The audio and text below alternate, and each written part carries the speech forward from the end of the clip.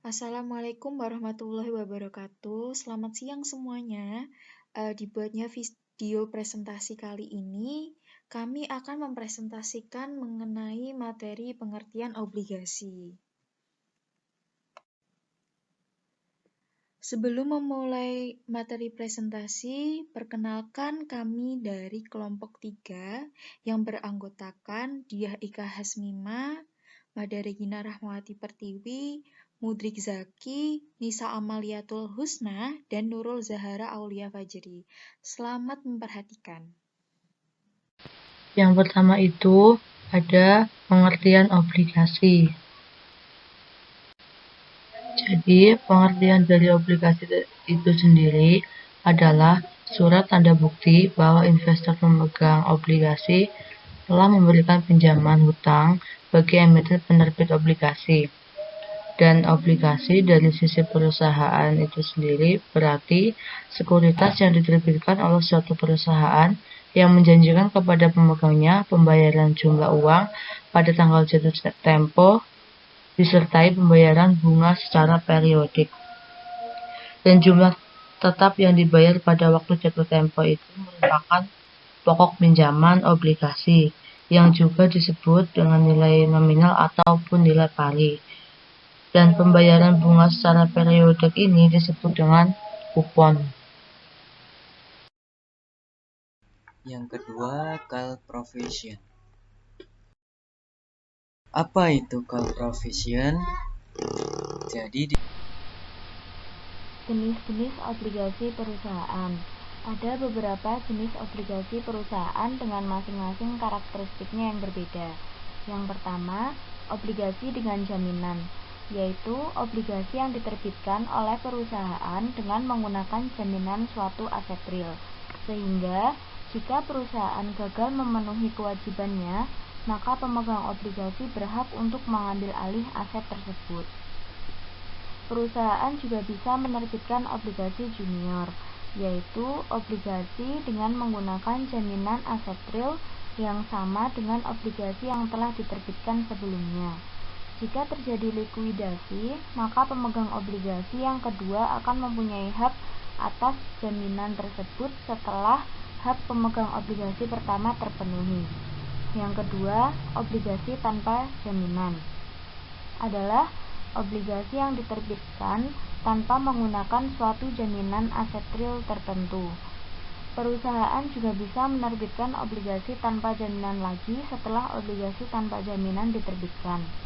Yang ketiga, obligasi konversi merupakan obligasi yang memberikan hak kepada pemegangnya untuk mengonversikan obligasi tersebut dengan sejumlah saham perusahaan pada harga yang telah ditetapkan, sehingga pemegang obligasi mempunyai kesempatan untuk memperoleh capital gain. Di sisi lain, perusahaan emiten akan memperoleh keuntungan, karena umumnya obligasi konversi memberikan tingkat kupon yang relatif lebih rendah dibanding obligasi biasa. Yang keempat, obligasi yang disertai waran. Dengan adanya waran, maka pemegang obligasi mempunyai hak untuk membeli saham perusahaan pada harga yang telah ditentukan. Sama halnya dengan obligasi konversi, pemegang obligasi dengan waran akan mempunyai kesempatan untuk mendapatkan capital gain jika harga saham mengalami kenaikan. Emiten juga akan memperoleh keuntungan dengan memberikan tingkat kupon yang lebih rendah, karena obligasi dengan waran dan obligasi konversi umumnya memberikan tingkat kupon yang lebih rendah dibandingkan dengan obligasi biasa.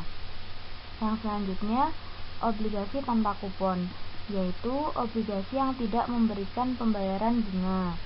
Obligasi tanpa kupon umumnya ditawarkan pada harga di bawah nilai parnya, sehingga investor akan memperoleh keuntungan dari nilai perbedaan harga pasar dan nilai par obligasi pada saat obligasi tersebut dibeli. Yang selanjutnya, obligasi dengan tingkat bunga mengambang, yaitu obligasi yang memberikan tingkat bunga yang besarnya disesuaikan dengan fluktuasi tingkat bunga pasar yang berlaku. Umumnya, obligasi ditawarkan dengan menggunakan kupon sebesar persentase tertentu dari suku bunga deposito atau bisa juga kombinasi dengan suku bunga tetap. Misalnya, pada tahun pertama ditawarkan bunga tetap sebesar 20%, sedangkan untuk tahun-tahun selanjutnya akan ditawarkan dengan menggunakan suku bunga mengambang. Yang selanjutnya, putable bond, yaitu obligasi yang memberikan hak kepada pemegang obligasi untuk menerima pelunasan obligasi sesuai dengan nilai par sebelum waktu jatuh tempo. Putable bond akan melindungi pemegang obligasi terhadap fluktuasi tingkat bunga yang terjadi. Jika tingkat bunga pasar mengalami kenaikan dan harga obligasi akan mengalami penurunan, maka pemegang obligasi mempunyai hak untuk meminta pelunasan perusahaan, sehingga pemegang obligasi tersebut dapat menginvestasikan kembali dananya pada tingkat bunga yang sesuai dengan tingkat bunga pasar yang berlaku. Yang selanjutnya, junk bond adalah obligasi yang memberikan tingkat keuntungan atau kupon yang tinggi, tetapi juga mengandung risiko yang sangat tinggi pula. Junk bond biasanya diterbitkan oleh perusahaan-perusahaan yang berisiko tinggi atau oleh perusahaan yang ingin membiayai suatu rencana merger atau akuisisi. Yang terakhir ada sovereign bond, adalah obligasi yang diterbitkan oleh suatu negara dalam mata uangnya sendiri, tetapi dijual di negara lain dalam mata uang negara tersebut. Nah, dari penjelasan berbagai jenis dan karakteristik obligasi tersebut, terlihat bahwa masing-masing jenis obligasi tersebut bisa memberikan tingkat keuntungan dan risiko yang berbeda-beda. Yang selanjutnya ada perdagangan obligasi perusahaan di pasar modal Indonesia. Jadi kita dapat mengetahui berapa sih besarnya perdagangan obligasi perusahaan di pasar Indonesia itu. Nah, di sini akan kita sajikan bagan untuk transaksi perdagangan obligasi korporasi tahun 2016. Next.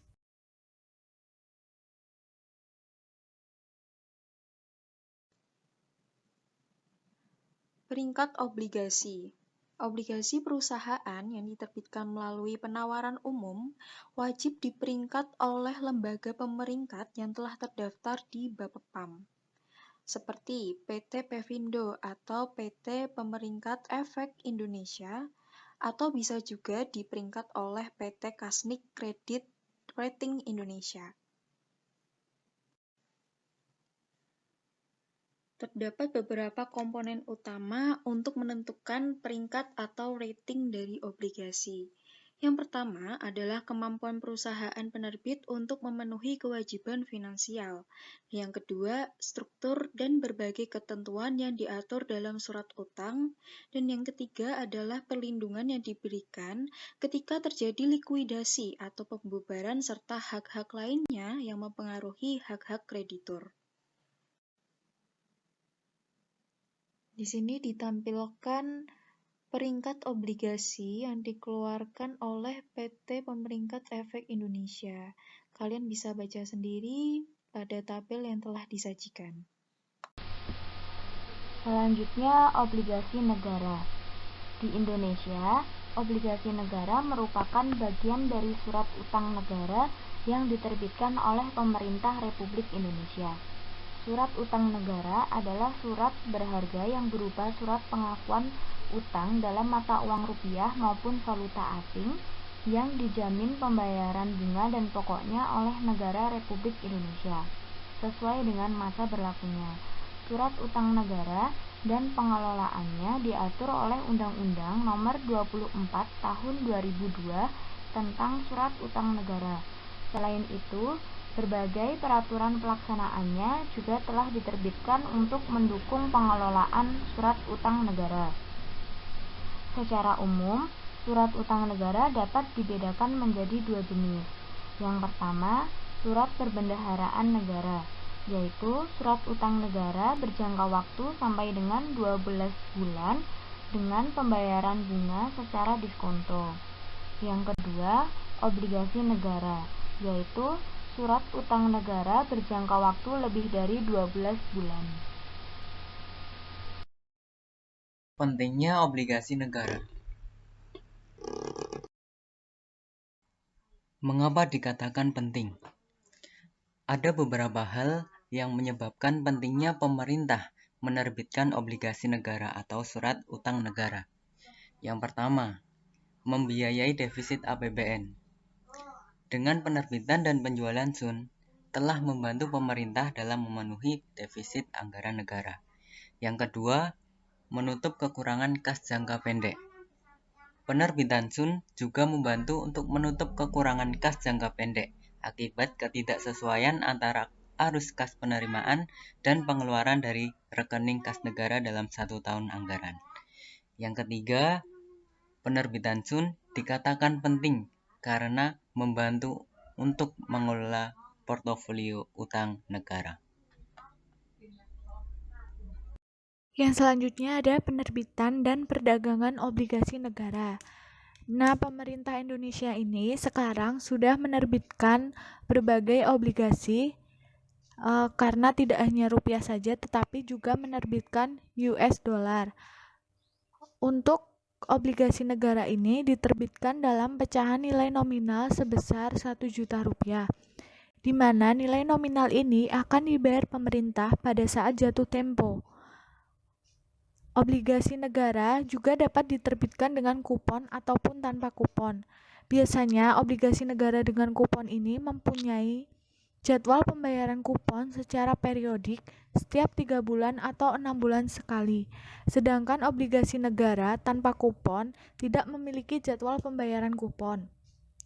Dan biasanya itu dijual pada harga diskon serta akan membayar pokok pinjaman pada saat jatuh tempo.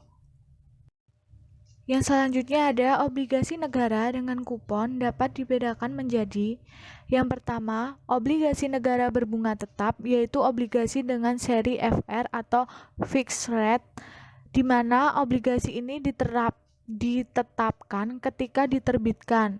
Contohnya ada obligasi negara tahun 2005 dengan seri FR0028 dengan tingkat kupon 10%.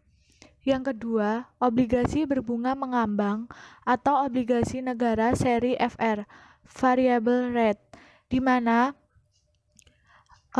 obligasi seri FR ini tingkat kuponnya ditentukan berdasarkan acuan tertentu seperti tingkat bunga sertifikat Bank Indonesia atau SBI. Nah, contohnya ini ada obligasi PEM Mei 199 seri VR0011 pada bulan Juli 2006 yang mempunyai tingkat kupon 12,15816%. Nah, pembelian obligasi ini dapat dilakukan baik di pasar perdana maupun di pasar sekunder. Jadi, investor dapat mengajukan penawaran saat pembelian obligasi melalui peserta lelang yang telah memenuhi persyaratan serta ditunjuk. Di sini disajikan statistik bulanan perdagangan obligasi pemerintah tahun 2016, di mana jumlah transaksi pemerintah ini lebih besar daripada obligasi korporasi yang sebelumnya saya sajikan. Di sini obligasi pemerintah itu banyak diminati investor asing. Seperti contohnya obligasi negara yang juga dibeli oleh Lehman Brothers, sebuah perusahaan investasi di tingkat dunia yang dinyatakan bangkrut pada bulan September 2008.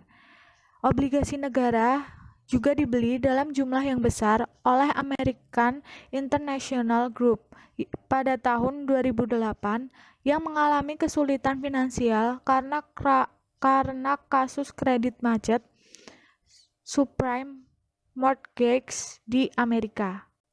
Selanjutnya ada yield to maturity. Jadi yield to maturity itu tingkat return majemuk yang akan diterima investor jika membeli obligasi pada harga pasar saat ini dan menahan obligasi tersebut hingga jatuh tempo. YTM merupakan ukuran yield yang banyak digunakan karena yield tersebut mencerminkan return dengan tingkat bunga majemuk yang diharapkan investor. Dan di sini ada dua asumsi. Yang pertama itu, investor akan mempertahankan obligasi tersebut sampai dengan waktu jatuh tempo. Nilai yang didapat jika asumsi pertama dipenuhi sering disebut dengan yield to maturity. Dan asumsi yang kedua itu, ada investor menginvestasikan kembali pendapatan yang diperoleh dari obligasi pada tingkat YTM yang dihasilkan. Jadi, jika kedua asumsi tersebut terpenuhi, maka yield to maturity-nya yang diharapkan akan sama dengan realis yield. Jadi yang selanjutnya itu ada nominal yield. Jadi nominal yield itu atau nominal yield obligasi lebih kita kenal dengan sebutan tingkat kupon atau penghasilan bunga kupon tahunan yang dibayarkan pada pemegang obligasi. Dan tingkat kupon ini biasanya digambarkan sebagai persentase nilai nominal. Dan untuk mencari tingkat kupon atau nominal yield-nya, kita bisa menggunakan rumus penghasilan bunga tahunan dibagi dengan nilai nominalnya. Jadi akan ketemu tingkat kuponnya. Yang selanjutnya ada current yield adalah bunga kupon tahunan yang dibagi dengan harga pasar obligasi. Kalau nominal yield itu mendasarkan pada nilai nominal yang selalu berubah tetap, namun kalau current yield itu mendasarkan pada nilai pasar yang dapat berubah-ubah seiring dengan waktu. Nah, rumus dari current yield itu ada penghasilan bunga tahunan dibagi dengan harga pasar obligasi, maka akan ketemu current yield. Yang selanjutnya ada current yield adalah bunga kupon tahunan yang dibagi dengan harga pasar obligasi. Kalau nominal yield itu mendasarkan pada nilai nominal yang selalu berubah tetap, namun kalau current yield itu mendasarkan pada nilai pasar yang dapat berubah-ubah seiring dengan waktu. Nah, rumus dari current yield itu ada penghasilan bunga tahunan dibagi dengan harga pasar obligasi, maka akan ketemu current yield. Dan rumus YTM yang mendekati itu adalah yaitu yang tertera pada gambar dengan arti YTM itu nilai YTM yang mendekati, P harga obligasi pada saat ini, N jumlah tahun sampai dengan jatuh tempo obligasi, CI pembayaran kupon untuk obligasi setiap tahunnya, dan P nilai pari dari obligasi. Berikut adalah rumus untuk menghitung zero coupon bond. Yield to call atau YTC merupakan return yang diharapkan investor ketika obligasi tersebut dibeli kembali atau dilunasi sebelum jatuh tempo oleh emiten. Untuk menghitung YTC dapat menggunakan persamaan yang telah saya sediakan di sebelah kiri, kemudian untuk keterangan simbol-simbolnya bisa dilihat di sebelah kanan. Kemudian untuk menentukan nilai YTC yang mendekati bisa ditentukan dengan YTC sama dengan CI ditambah PC dikurangi P dibagi N, kemudian dibagi PC ditambah P dibagi 2, di mana YTC adalah nilai yield to call, kemudian P itu adalah price atau harga obligasi pada saat ini. Kemudian N merupakan jumlah tahun sampai dengan yield to call yang terdekat. CI merupakan pendapatan kupon per tahun. Kemudian PC adalah price untuk yield to call obligasi.